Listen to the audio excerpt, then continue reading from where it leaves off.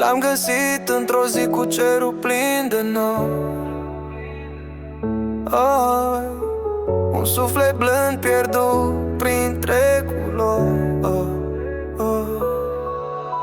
Ochii lui spuneau povești fără cuvinte. Albus e aici, mereu prezent în minte. Aleargă liber pe câmpii de vis, cu inima pură, parcă din paradis. Îmi aduce zâmbet în fiecare zi.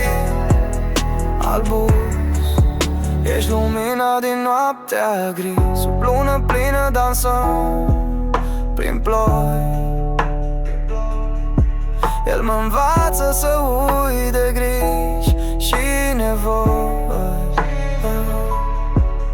Un prieten adevărat mereu lângă mine. Albus, câinele meu, e tot ce-i mai bine. Aleargă liber pe câmpii de vis, cu inima pură, parcă din paradis. Îmi aduce zâmbet în fiecare zi. Albus, ești lumina din noaptea gri.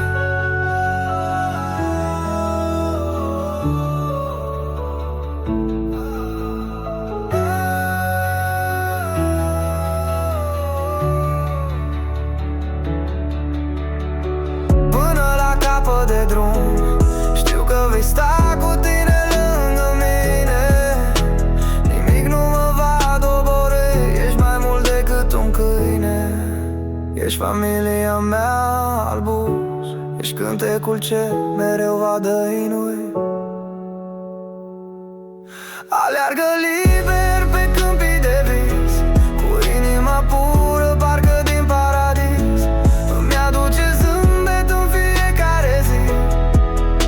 Albus, ești lumina din noaptea gri.